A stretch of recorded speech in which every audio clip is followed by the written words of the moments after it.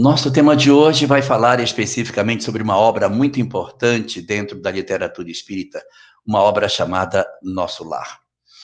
Essa obra, ela tem uma significação muito importante dentro do histórico do movimento espírita, pelo conjunto de revelações que ela trouxe quando veio a lume. Até a época em que ela ainda não havia sido publicada, uma vez que ela é de 1944, até a época em que essa obra ainda não tinha sido publicada, a visão que o movimento espírita possuía sobre o que fosse o mundo espiritual ainda não era como a de hoje. Apesar de nós termos uma série de relatos interessantes em O Livro dos Espíritos sobre a questão da manipulação dos fluidos, um conceito que depois estaria muito mais detalhado na obra A Gênese, de Allan Kardec, apesar de no Livro dos Médiuns nós termos um capítulo específico chamado Do Laboratório do Mundo Invisível, capítulo 8 da obra, e apesar de termos também no livro O Céu e o Inferno uma série de relatos de entidades que falavam sobre sua situação no mundo espiritual, falando de facas, camisas com sangue, roupas rasgadas, e o Laboratório do Mundo Invisível no Livro dos Médiuns trazer muitas informações sobre objetos no mundo espiritual, os nossos conceitos, as nossas ideias sobre como viviam os espíritos era profundamente diferente daquela que temos hoje. E quando foi que isso mudou? Quando foi que o movimento espírita pôde ter uma leitura mais aproximada daquilo que seja o mundo espiritual? Foi exatamente a partir dessa obra. A obra chamava-se Nosso Lar. E vinha revelar uma realidade bem mais intensa na vida imortal do que aquela que nós imaginávamos. Até então, nós apenas tínhamos a informação de que a morte não existia e que os espíritos sobreviviam à morte, ou seja, que a vida prosseguia. Mas o que nós era o conceito de que era vida mesmo, vida em abundância, vida com tudo aquilo que vida tem. Tanto que na introdução dessa obra, quando Emmanuel trata sobre essa discussão, ele fala que dizer que o homem nasce, respira e morre é muito pouco para dizer o que seja a vida na Terra, embora isso seja isso mesmo, a gente nasce, respira, vive entre os homens e depois desencarna. Então, dizer que isso é a vida terrena é a mesma coisa que dizer que os espíritos vivem do lado de lá.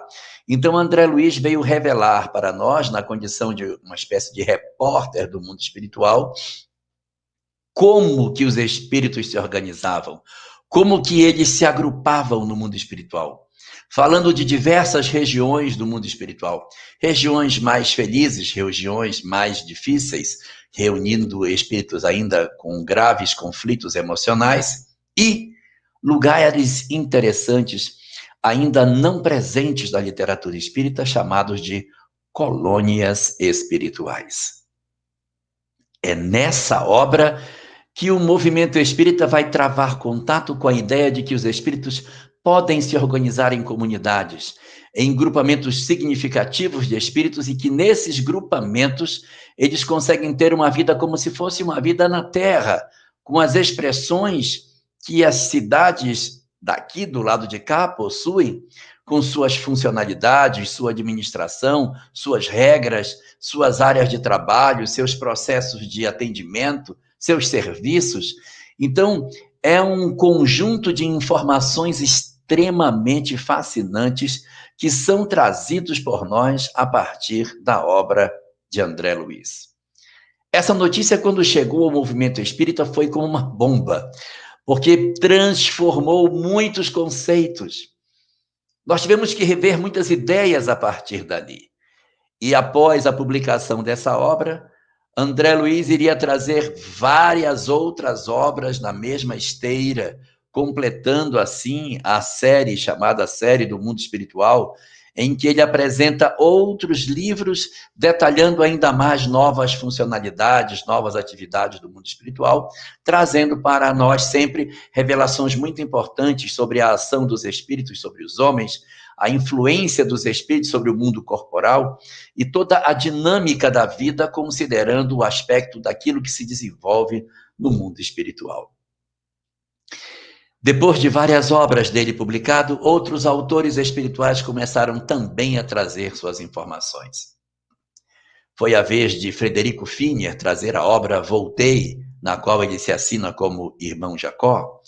Depois, através da mediunidade de Divaldo Franco, tivemos a fantástica coleção de obras de Manuel Filomeno de Miranda, que segue um caminho muito semelhante ao pensamento de André Luiz, mas com uma vertente mais focada nos aspectos da análise do processo obsessivo e não no modelo mais de repórter, como nós conseguimos observar na situação de André Luiz, nos revelando coisas novas.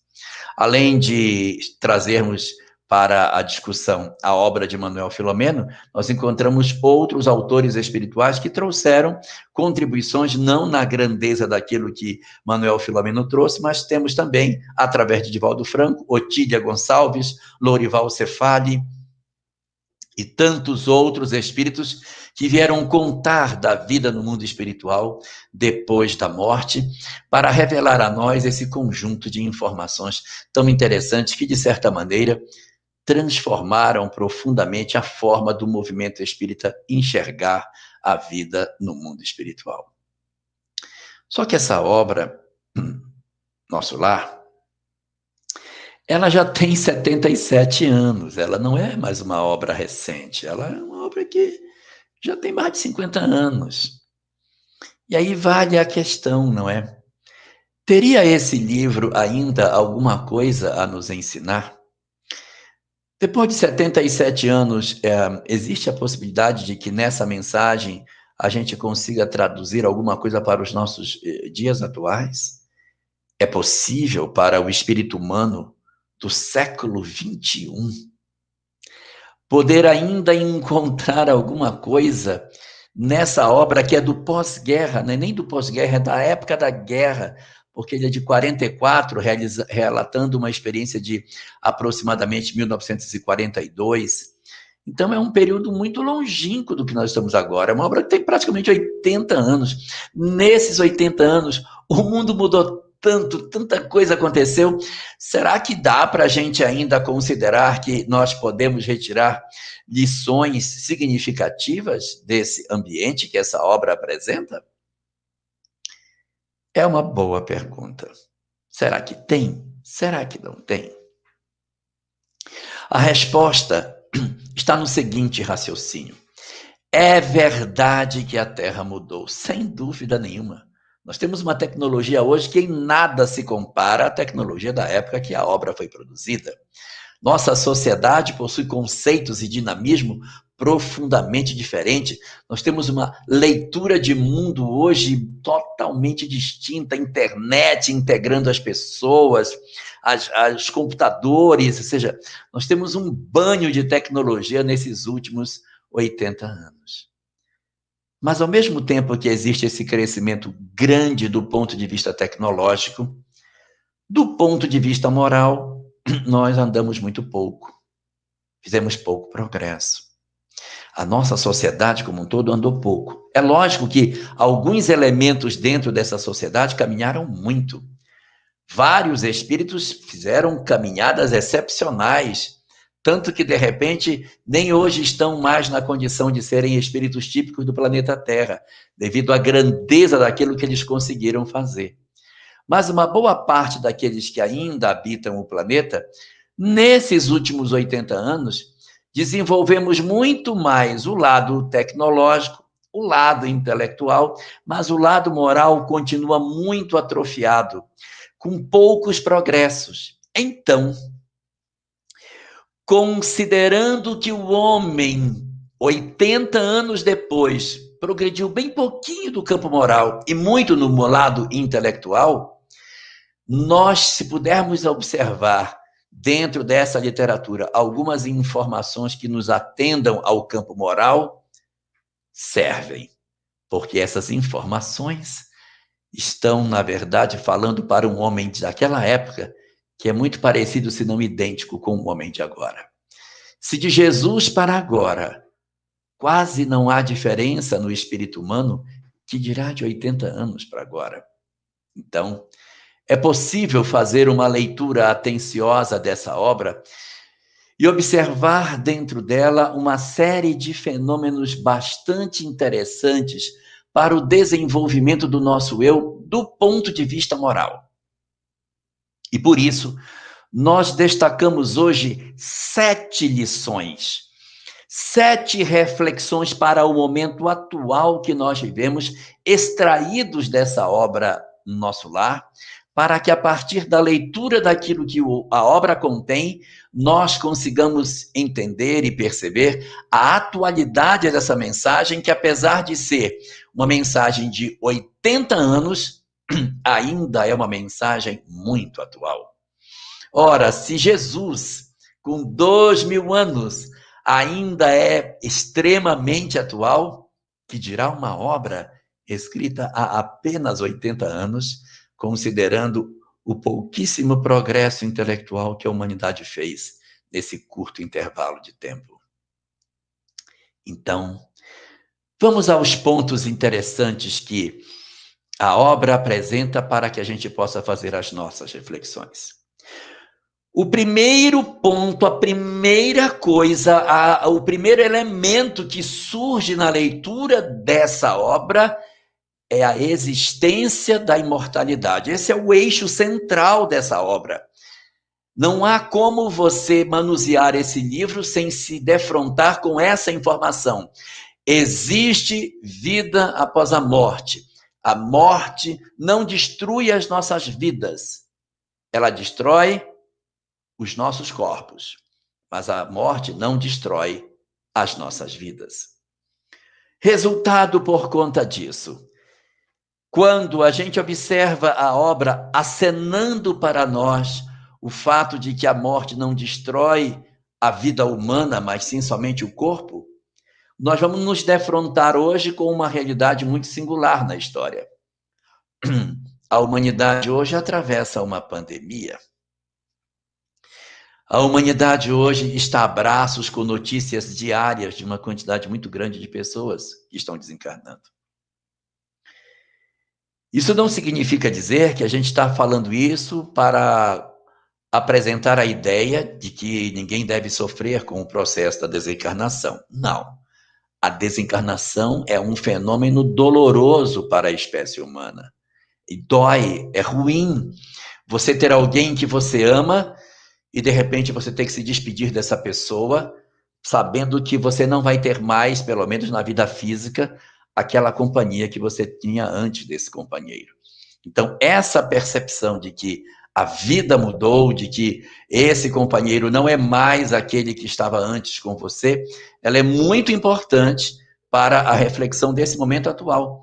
E a obra vem exatamente nesse sentido, encher a nossa crença da certeza de que a morte não existe. Nos dias atuais, existem muitas pessoas que estão perdendo a sua lucidez em função da possibilidade da desencarnação. Não se quer dizer com isso que a gente não deve ter preocupação, que não deve se cuidar, que não deve ter saudade. Não, tudo isso é justo. Ter a preocupação com os cuidados de higiene, com certeza. Ter a sensação de que a gente precisa de socorro é justo. Sentir saudade das pessoas que se foram é justo. Mas não é pelo fato de nós termos essas percepções que o pânico vai tomar conta dos nossos corações e que o pavor administre os nossos atos, nos roubando a lucidez e nos empurrando na direção do desequilíbrio, da depressão, do pânico que muitos indivíduos hoje estão atravessando pela sensação de que se a morte lhe escolher, tudo vai acabar. Então é aí, nesse primeiro ponto que a obra nos acena, nesse primeiro momento em que ela reflete conosco sobre isso, nós vamos tirar a primeira das lições. A morte não existe.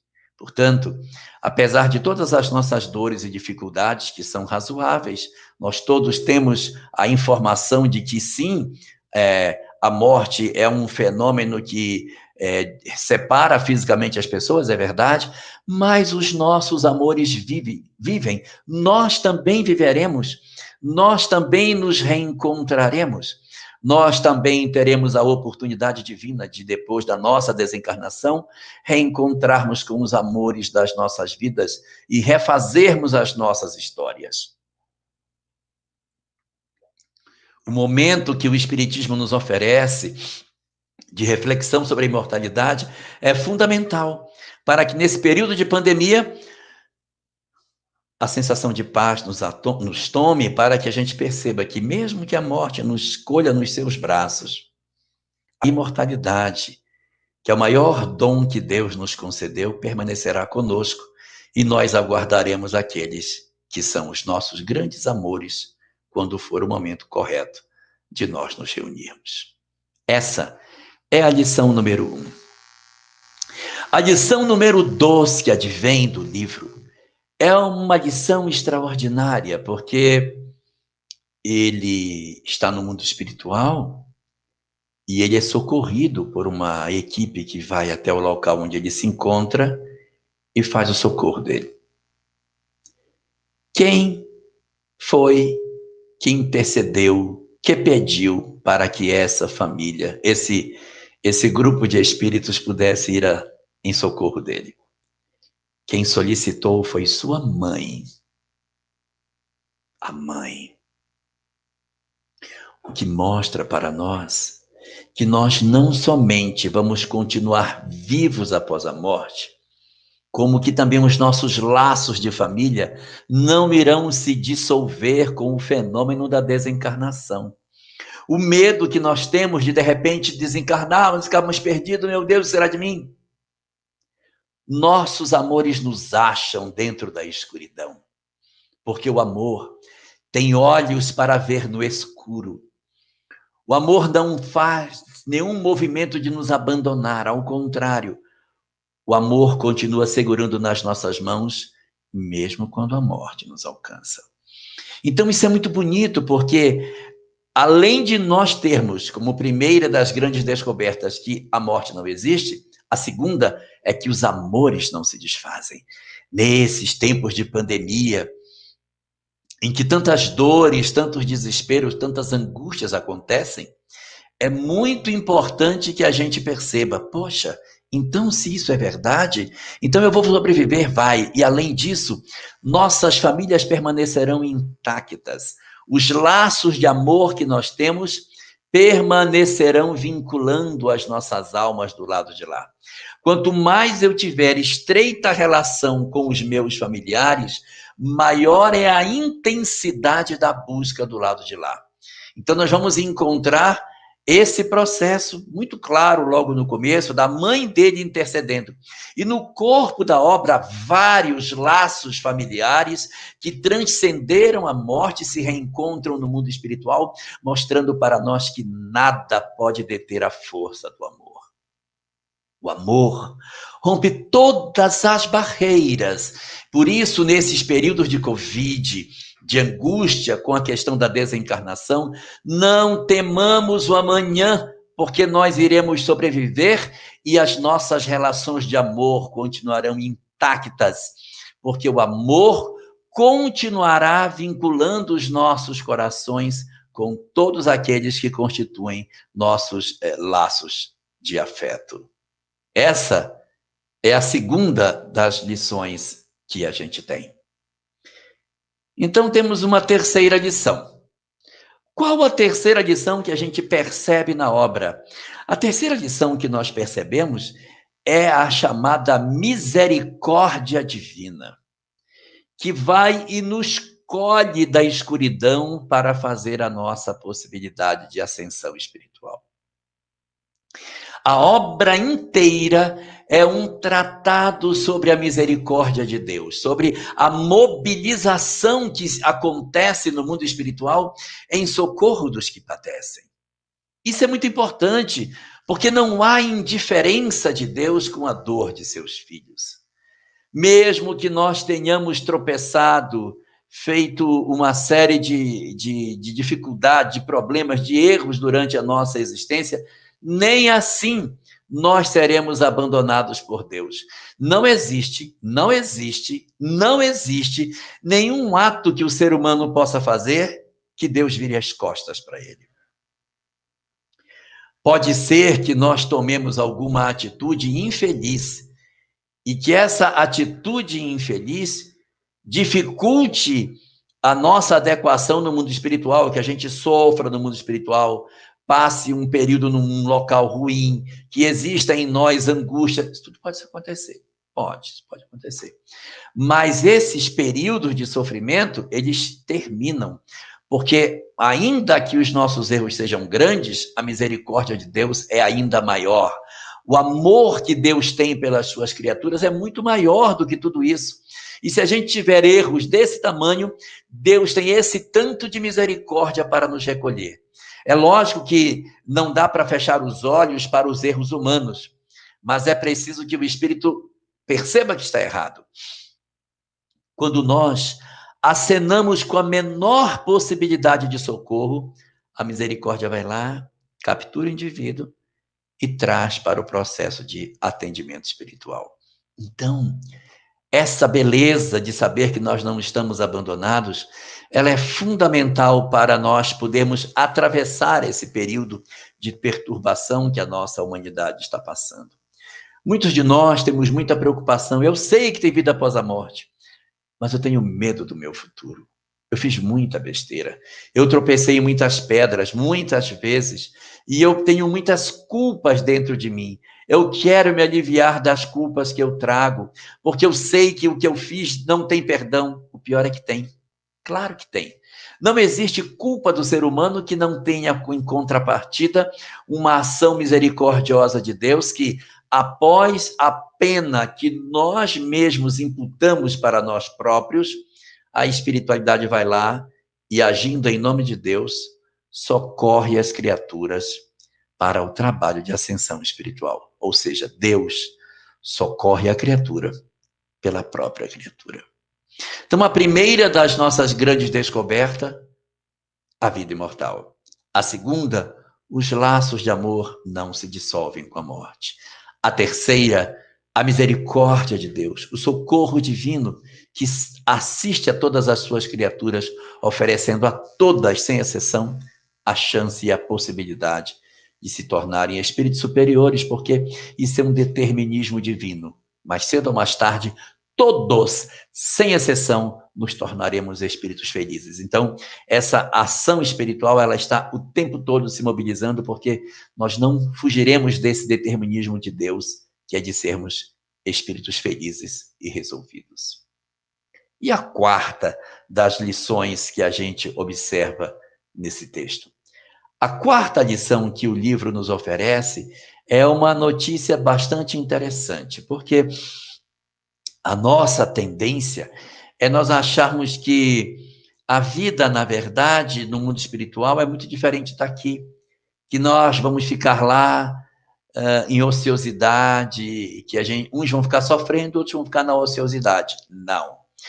O que mais surpreende com relação à vida no mundo espiritual é a intensidade do trabalho, o quanto eles trabalham. É lógico. Eles trabalham em quê? No socorro dos que estão caídos. Essa é que é a beleza. Os que estão em melhores condições, os que estão em condições de maior equilíbrio, se organizam em colônias, como a Nosso Lar, que é a colônia base do livro, se organizam nessas colônias para prestar socorro aos que padecem. Mas a troco de quê? O que eles ganham com isso? Paz de espírito. A sensação de estar fazendo o seu dever. A sensação de terem a consciência limpa de que estão esforçando-se naquilo que são capazes de fazer para atender o processo de socorro dos que mais padecem. Então, o trabalho que acontece no mundo espiritual é muito intenso, é muito forte, trabalhos em diversas frentes, na ida nas regiões mais escuras para buscar as pessoas que estão perdidas dentro das trevas, do umbral, o movimento que os espíritos fazem após esse recolhimento de atender um processo de enfermagem daqueles que estão ali se recuperando, os locais de ensino, de estudo, de arte. Então, existem inúmeras atividades desenvolvidas dentro da colônia, ocupando os espíritos e inspirando todos eles para que se desenvolvam nas suas potencialidades, tanto intelectuais como morais, e assim consigam ser muito mais efetivos nas suas reflexões. Então, não é somente uma discussão voltada para o trabalho lá no mundo espiritual. Por dentro da discussão do trabalho no mundo espiritual, existem também as reflexões sobre o trabalho no mundo corporal. Quantas reflexões nós tiramos do trabalho corporal assistindo a obra? Uma reflexão para nós, que às vezes não damos valor para o trabalho profissional que recebemos. Às vezes temos um emprego, não nos dedicamos a ele, somos pessoas subprodutivas, que vamos para o trabalho, criamos intriga, enganamos as pessoas, trapaceamos, fazendo do nosso trabalho um elemento de perda das nossas possibilidades. No caso de André Luiz específico, a obra fala que ele clinicou durante 15 anos, mas ele não fez as coisas com o amor que deveria fazer. E ele vai destacar a importância das coisas do lado de cá serem feitas com amor. Então, quando você tem uma professora que se dedica ao trabalho que ela faz, entregando-se ao trabalho de atendimento e de ensino dessas crianças que estão sob sua responsabilidade, ela possui um mérito maravilhoso diante da lei de Deus. E esse exercício a gente faz do lado de cá. Não dá para dizer assim, não, do lado de cá eu sou preguiçoso, eu sou displicente, eu nem gosto do meu trabalho, não gosto de trabalhar, mas no mundo espiritual, quando eu for, nossa, vou trabalhar demais, vou ser super operoso. Não dá. Ou você desenvolve a operosidade do lado de cá, ou você se torna alguém intenso na compreensão das oportunidades que a vida lhe confere, ou você vai ter dificuldade, quando chegar no mundo espiritual, de se adaptar em uma realidade onde ninguém fica parado. As pessoas são chamadas ao trabalho e são envolvidas na tarefa e elas precisam se entregar ao trabalho de socorro ao semelhante. Então, a responsabilidade do homem diante da vida, com relação às suas ocupações, com relação ao seu trabalho, com relação às suas responsabilidades, elas ficam muito bem evidenciadas, chamando a atenção para nós desse momento que estamos vivendo. Um momento no qual as pessoas, muitas vezes, têm a sensação de que elas não têm que se dedicar ao trabalho. Que elas têm, eu estou muito bem, não preciso me dedicar. Não funciona desse jeito. Nós temos que devolver à sociedade aquilo que ela está investindo em nós. Então, da mesma maneira que todo aquele que trabalha merece receber, todo aquele que recebe deve trabalhar. Isso está no livro Conduta Cristã, Conduta Espírita. Então, nessa hora, quando a gente observa a obra, nós destacamos aí 4 lições para nós.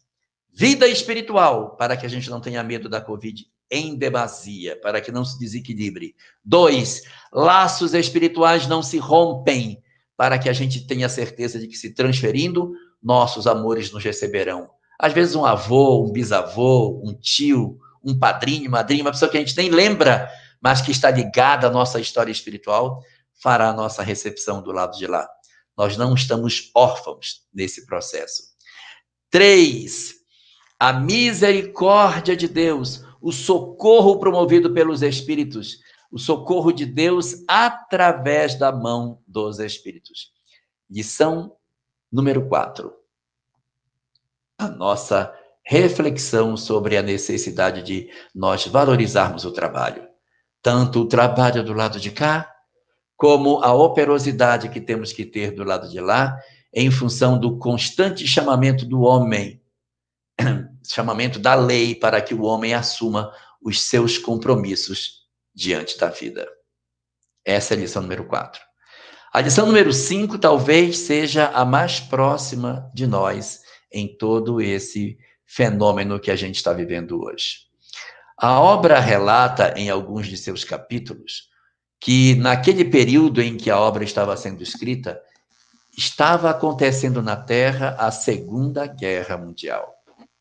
ou seja, uma calamidade, um fenômeno de desencarnações coletivas, uma convulsão na Terra em função da guerra, inspirada pelo ódio, pelo desamor, pela violência. E mostra toda a mobilização ocorrida no mundo espiritual, acentuadamente mais intensa em virtude das desencarnações coletivas da guerra.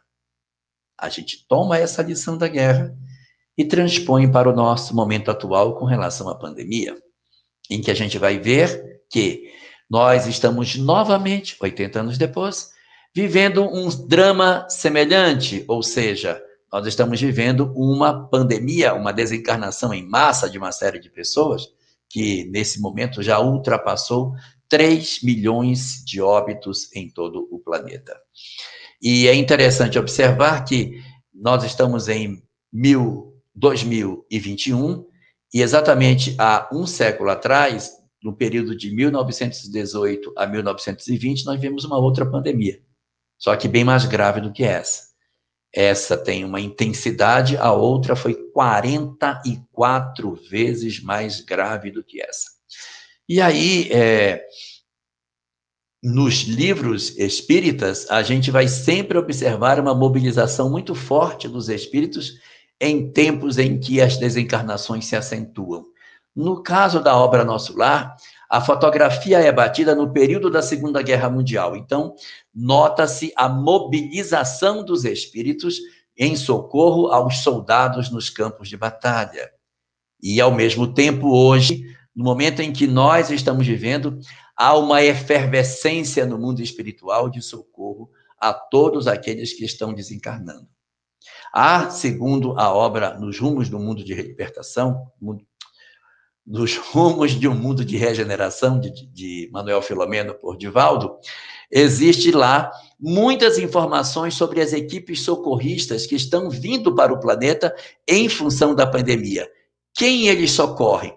Socorrem os desencarnados, socorrem os internados, socorrem os profissionais de saúde, socorrem os familiares, socorrem os governantes do planeta. Equipes distintas estão trabalhando na Terra para manter o equilíbrio da nossa sociedade e facilitar com que mais rapidamente esse fenômeno se dê. Entre os profissionais de saúde, entenda-se também os pesquisadores, os cientistas, que estão em busca de algum remédio, alguma vacina, alguma coisa para minorar o sofrimento da humanidade. Daí, essa mobilização espiritual que acontece do lado de lá da vida, durante a Segunda Guerra Mundial, pode ser transposta para o momento atual. Então, quando a gente lê a obra, a gente vê o seguinte: nossa, uma quantidade enorme de espíritos socorristas estão trabalhando no mundo espiritual. Exatamente por quê? Porque aumentou a quantidade de desencarnação. Então, aumenta a quantidade de espíritos para acolher esses espíritos. Então, no momento atual, em que nós estamos de novo vivendo um processo de desencarnação coletiva, aumenta a quantidade de espíritos em socorro. Só que não só para atender os desencarnados, mas todos esses grupos que falei ainda há pouco, que estão envolvidos diretamente no processo da pandemia e que necessitam de auxílio. Então, nessa hora, enchem os nossos corações, eles enchem-se da certeza de que nós estamos cuidados. Quando, diante desse cenário, nós observamos a semelhança dos dois, é passível de nós dizermos assim: então quer dizer que é provável que exista também uma mobilização no mundo espiritual por conta dessa pandemia? Sim, 1000 vezes sim. A obra de Manuel Filomeno, a última, Nos Rumos do Mundo de Regeneração, é exatamente focada nesse aspecto, na intensidade da mobilização dos espíritos, no sentido de socorrer a humanidade. Então, é novamente a história de Nosso Lar, que era na guerra, refletida agora na pandemia. Não estamos desamparados, não estamos sozinhos. Nada justifica as nossas aflições, as nossas angústias. A atualidade da obra se mantém, porque a mobilização daquela época, que era pela guerra, se justifica hoje por um processo doloroso como o que nós estamos atravessando no presente. Portanto, nós vamos encontrar aí a reedição desse fenômeno de socorro do mundo espiritual exatamente em função da necessidade da desencarnação de muitas pessoas. E alguns podem dizer, mas esse pessoal fez de onde, né? Deus criou esses espíritos para estarem aqui? Não. Eles migram de outras regiões do mundo espiritual para dar socorro aqui. Eles são espíritos que não são ligados diretamente ao planeta Terra. Mas, em função da necessidade de intensificar a proteção espiritual, uma quantidade enorme de espíritos se mobilizou de outros lugares para virem à Terra neste momento para realizar o trabalho de socorro. Segundo aquilo que está disposto em O Livro dos Espíritos, na questão 176, os mundos são solidários entre si. Eles possuem uma relação estreita e quando um precisa do outro, levas de espíritos benfeitores se deslocam de um planeta para o outro para promover o processo de atendimento. Neste momento particular, o clamor da terra foi ouvido nos céus. E os espíritos, então, se deslocam de diversas partes do planeta para virem até nós, para, sob o comando do Cristo, realizarem o trabalho de socorro nas várias frentes que precisam ser feitas, diminuindo, portanto, em nós a preocupação que nós possamos ter sobre o desamparo, a desassistência, a miséria que podemos estar vivendo do ponto de vista espiritual. Não. O mundo espiritual se mobiliza. Observe, pare e veja o quanto de espiritualidade está sendo sacudida a nossa humanidade nesse momento. Como nós estamos orando mais, procurando mais a Deus, como nós estamos mais dispostos a um processo de conexão com o divino. No meio dos escombros de tantos sofrimentos e de tantas dores, nós podemos recolher aí as virtudes que nascem dentro de nós a partir do momento em que as nossas provas e as nossas dores acenam com a possibilidade de mudança. E não é somente por esse instrumento que a gente evolui, mas neste momento a Terra pode dar um grande passo no sentido de compreensão da vida e de desenvolvimento dos seus valores, quando ela revisar, se ela assim fizer, os seus conceitos sobre a vida. Porque, ora, se uma pessoa que passa por uma experiência de quase morte, quando ela volta, ela vem frequentemente muito mexida nos seus valores, muito modificada nos seus ideais, o que não poderá fazer a Terra com milhões de pessoas que viveram a experiência de quase morte e voltaram? Se esses milhões de pessoas se predispuserem a fazer uma leitura diferente de mundo, teremos uma sociedade diferente. E se os bilhões de pessoas que perderam seus entes queridos, que estão apunhalados pela saudade, que estão sofrendo as angústias das perdas dos seus entes queridos, do seu modo também, mesmo que não tenham feito a experiência de quase morte, mas a dor da perda, a percepção de que os perdões e os eu te amo precisam ser ditos antes que seja tarde. Se esses companheiros também despertarem para aquilo que a Covid está fazendo, que mundo maravilhoso nós não poderemos construir se de cima das nossas dores nós conseguirmos construir uma sociedade melhor. Então, esse cenário de aparente sofrimento e desesperança pode ser, na verdade, o alvorecer efetivo de uma nova forma de interpretar a vida, quando os homens aprenderem a valorizar o simples e a destacarem nas suas vidas a importância das relações entre os homens. Mas isso é só o quinto. Ainda tem mais duas grandes lições. Uma outra grande lição que nós recolhemos nessa obra é como funciona a lei de causa e efeito. Nós vamos encontrar nessa obra diversos capítulos, mas muitos capítulos, que fala de como se vivia na Terra, como está no mundo espiritual. Pessoas que tinham determinadas condutas durante a vida física, como que elas estão do lado de lá da existência? O que aconteceu com cada pessoa? Vamos encontrar um caso, por exemplo, de uma pessoa, de um senhor, que devia para uma outra pessoa. E o devedor, o credor, esmagou o devedor nas mãos, destruiu a vida dele, o infelicitou completamente. E aí dizemos, nossa, que loucura tudo isso. O que aconteceu? O credor, em função não só disso, mas isso demonstra muito da personalidade dele, ele fez muita bobagem durante a vida.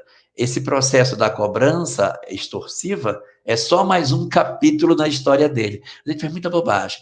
E quando ele desencarna, ele não está num lugar bom, ele está num local muito ruim, péssimo. Mas o devedor, aquele que aparentemente está todo destroçado, está no mundo espiritual numa condição muito melhor, está bem. O credor é o pai do André Luiz, o devedor, uma outra pessoa.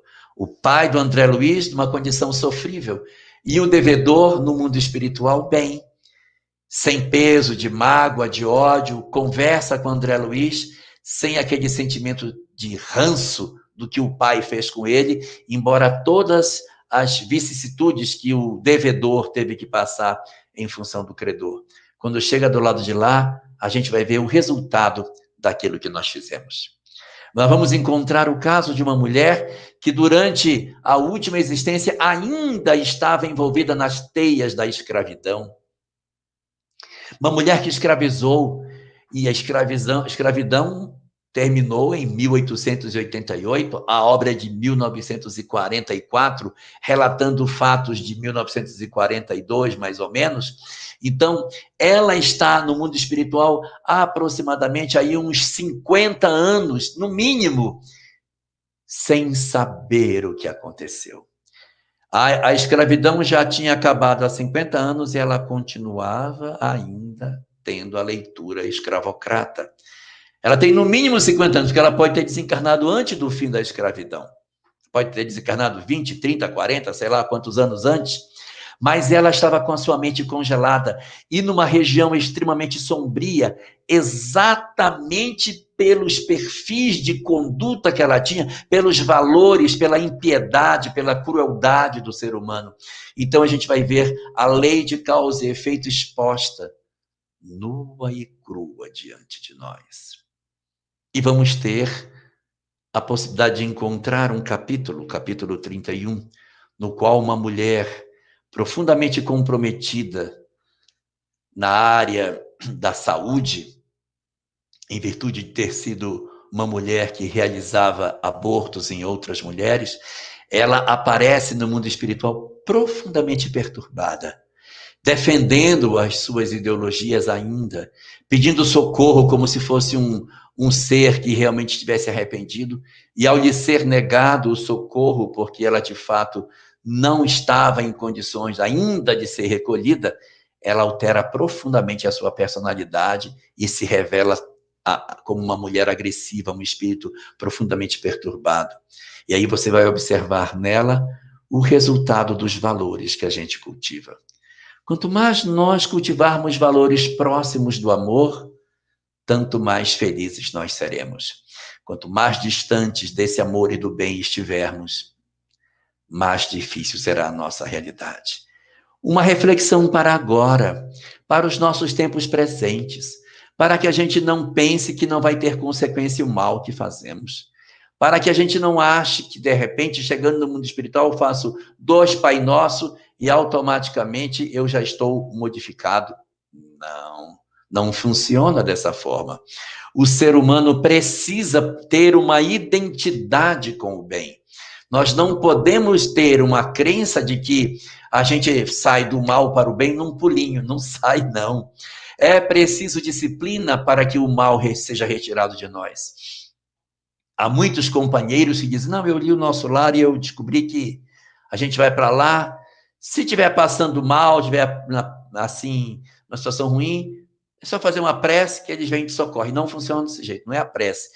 É dentro da alma que aquilo precisa sair e se conectar com o divino.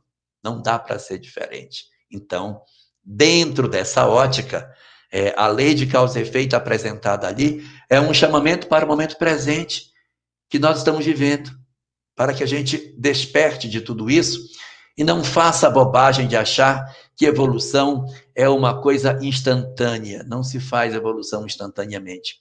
Nós temos que construir dentro de nós os valores que a gente precisa alcançar. E como última lição que a obra nos oferece, está a ressignificação dos nossos laços familiares. André Luiz se transfere para o mundo espiritual, passa 8 anos numa situação bastante difícil no mundo espiritual, depois é recolhido, passa mais 1 ano na colônia, se recuperando de todas as questões, até que visita o seu lar na Terra pela primeira vez, depois de 1 ano lá. Quando ele faz essa visita, ele vai descobrir que ele ainda não havia mudado os seus sentimentos. Ele ainda queria ver a esposa como se fosse sua esposa. Ele ainda queria ver as filhas como se fossem suas filhas. Mas agora era tempo de novos conceitos, de novas visões de vida. Nós continuaremos amando, sim, mas nós temos que perder o sentimento de posse. Um sentimento de posse que às vezes está do lado de lá para o lado de cá e às vezes está do lado de cá para o lado de lá. Nós queremos que os nossos familiares que desencarnam continuem sendo tão presentes no lar como eram antes da sua desencarnação. Não dá. Desencarnou, naturalmente, ele é chamado para novos compromissos. E a gente sente saudade, é lógico. Ah, como eu gostaria que meu pai, meu irmão, meu filho, minha esposa, meu esposo estivesse comigo como estava antes, mas ele não pode. Não é da lei que seja assim. Nós vamos aprender com aquilo que a obra nos ensina, que a partir do momento em que a desencarnação se estabelece, nós temos que iniciar um mecanismo de amar, mas de maneira diferente. Amar sem posse, amar sem prender, aceitar que o outro nos ama, mas que ele tem novos caminhos a percorrer.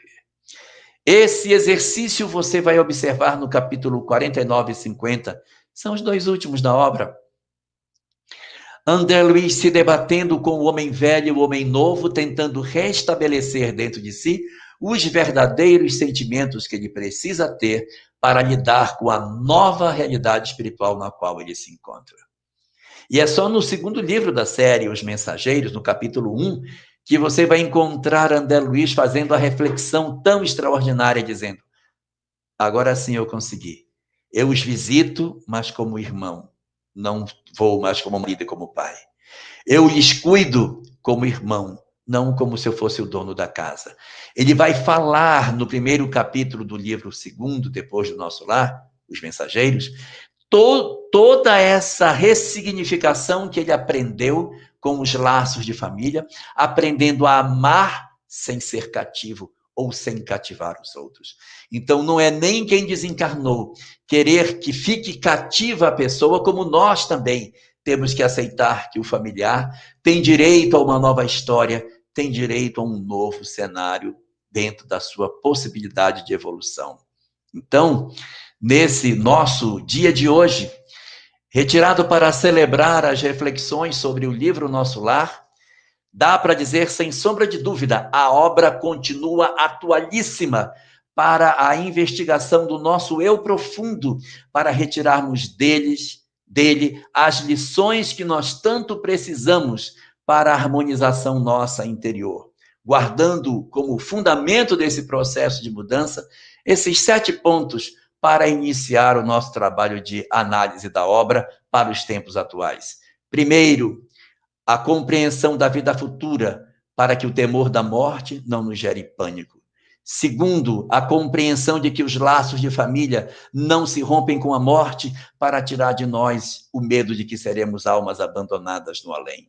Terceiro, a compreensão da misericórdia de Deus, que descerra diante de nós sempre a possibilidade de recomeço e de reorganização das nossas emoções. Quarto, o trabalho como sendo o elemento essencial que aponta o progresso dos espíritos, não sendo admitido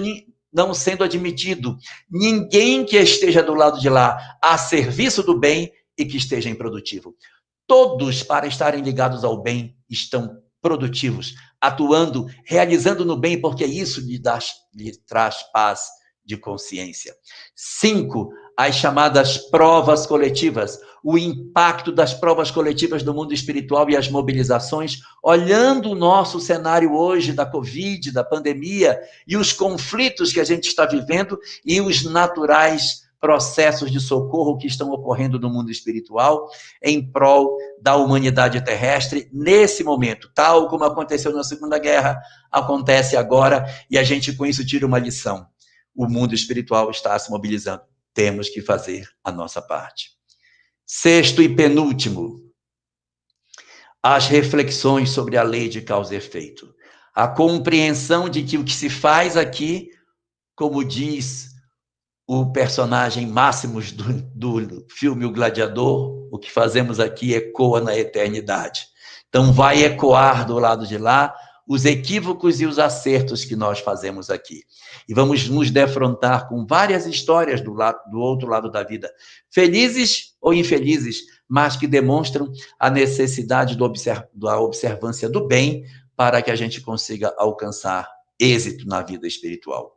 E como último de todos esses pontos, a necessidade de nós redefinirmos nas nossas almas o papel que os nossos entes queridos desencarnados ocupam após a desencarnação, não exigindo deles a permanência absoluta em nossos lares, como eles também, do lado de lá, irão se reprogramar no sentido de não exigirem dos que ficaram do lado de cá as mesmas relações afetivas que tinham no ontem. Após a desencarnação, os laços continuam, mas os laços essenciais são os laços do amor universal, da percepção que somos todos irmãos, porque Deus, esse sim, é que é o nosso único Pai. Parabéns, portanto, a toda a mobilização que o mundo espiritual fez para trazer a nós essa obra magistral que é o Nosso Lar, que até hoje, quase 80 anos depois de sua publicação, ainda possui muitas e muitas lições para que a gente aproveite nesses nossos tempos para fazer um aproveitamento muito melhor das encarnações que nós possuímos. Então, desejo a todos nós que aproveitemos essas leituras e retiremos todas as gemas preciosas que as obras espíritas possuem para nos orientar desde agora a como viver aqui para ser mais feliz do lado de lá.